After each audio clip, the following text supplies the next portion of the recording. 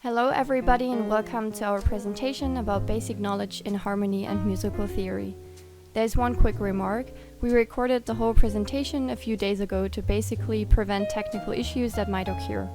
But just to let you know, after each topic we'll stop the recorded presentation to answer possible questions, and sometimes we'll also have some questions for you to discuss.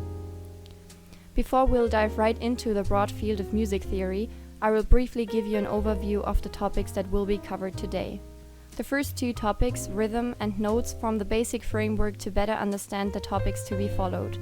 Next, we will touch upon the pitch distance between two notes, so-called intervals. We move on by talking about chords. Afterwards, keys and key signatures will be discussed, followed by scales and the functional theory. At this point, we'll also introduce you to some possibilities of how music can be created digitally. Lastly, we'll talk about different musical epochs. So, let us first have a look at rhythm, which is a series of rhythmic values. But what exactly do I mean by that? Within rhythmic values, we can differentiate between rest and note durations. Let me first touch upon note values. Let's start with the longest note, which is the whole note. It has a relative value, that is the duration of a note in comparison to all others, of 4. What is important to mention at this point is that all other note values derive their names in relation to the whole note. By adding a stamp to the whole note, we'll get a half note, and its duration, as the name already implies, is half the whole note. Next comes the quarter note, which is held for half the duration of a half note, ergo quarter the duration of a whole note. Here we have the eighth note.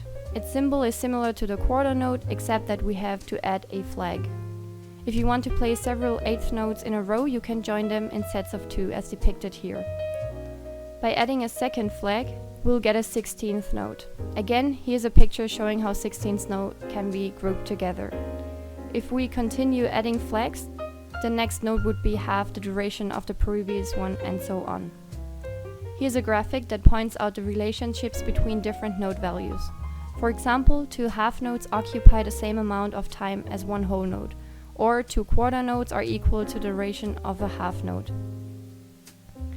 For every note value that represents a duration in sound, you also have symbols that represent the equal duration in silence, namely rests. We will again start with the whole rest. This period of silence occupies the same amount of time as a whole note. Same holds, of course, for the half rest, the quarter rest. By the way, this symbol might be one of the hardest to trace in musical theory. And the rest that equals the duration of an eighth note is the eighth rest. As you can see, we again start adding flags. By adding another flag, we arrive at the 16th note. And just like note values, the patterns for rests can go on by adding more flags. Here's a summary of the different rest and note values and their relationships to each other. At this point, the question may arise of how to arrive at a duration between, for example, a whole note and a half note, or rest. In other words, how can we get to a relative value of 3 beats or maybe 1.5 beats? There are 2 different ways to arrive at such values, either by using Tenuta ties or augmentation dots. I will start with the latter. From now on, I will use notes to illustrate the effects of augmentation dots, but of course, you can also apply them to rests. An augmentation dot indicates that a note's value will be increased by 1/2 of its original value. I think it gets clearer by looking at some examples. Here we have a dotted half note, which is equal to the duration of a half note plus half the duration of it, hence a quarter note. Same calculation rule also holds for the second example here. By adding up a quarter and an eighth note, we arrive at a dotted quarter note. As mentioned before, there is one other way to lengthen the duration of notes, namely Tenuta ties. Basically, a tie tells you to hold the first note for the length of all the tied notes that follow. Tenuta ties are mainly used to combine multiple notes of the same pitch across barriers, such as across measures as depicted here. To fully understand what I mean by barriers, we have to look at measures and time signatures. The latter is a question of how many beats occur in a bar. It is represented by a set of numbers on top of each other, resembling a fraction. The upper number determines how many beats are in a measure, while the bottom number indicates the value of each beat. In the depicted example, we have a 4/4 time. In music, we can have all different kinds of time signatures, 3/4 times, 2/4 times, or 6/8 times, and so on and so forth. Let's move on to this vertical line here. This line is called bar line or measure line, and it helps us to break up musical paragraphs into smaller groups according to our time signature.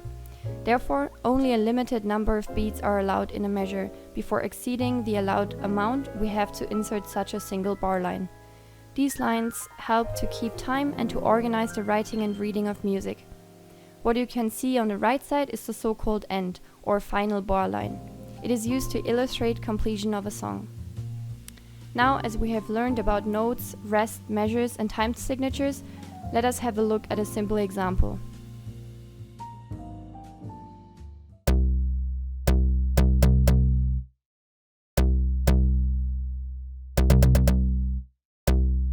And before moving on to notes, our second topic for today, here's a quick exercise for you. After listening to this example, can you explain what these bar lines with double dots mean?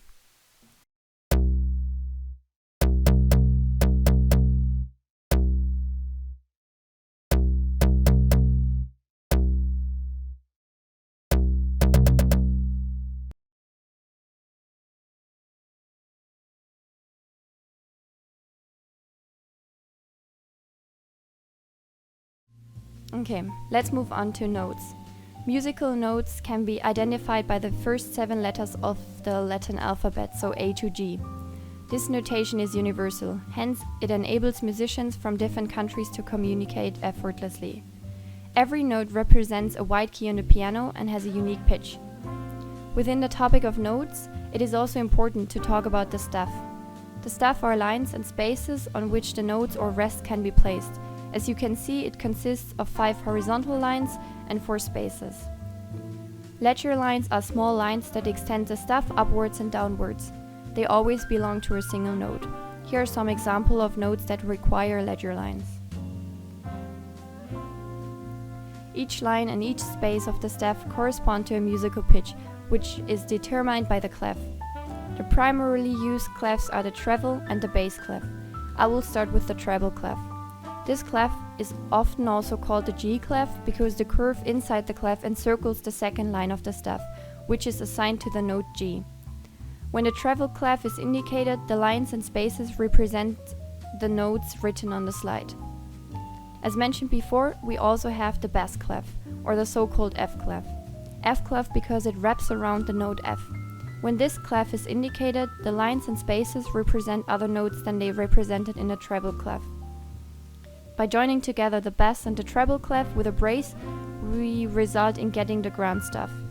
On the ground staff, the middle note C is placed between the 2 clefs. It is written on a ledger line below the treble staff and above the bass staff. Here's a link to a page where you can practice naming different notes. Lastly, I will talk about steps and accidentals. Let us first touch upon a so-called half step or semitone. Half steps are the 2 closest adjacent notes on a keyboard. For instance, the C on the far left and the black key beside it are half a step apart. As long as the key you're playing is to the immediate right or immediate left of another, the distance is a semitone. Here's another example. If you move by 2 half steps, you receive a whole step. If we look again at our example, you see what I mean by moving for another semitone. To get another pitch, we can use accidentals. They are placed in front of the note to be changed.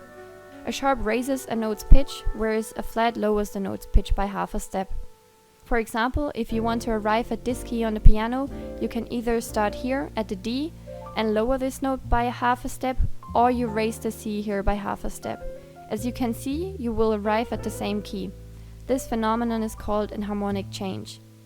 Later in this presentation, we will again look at different accidentals because there exist even more.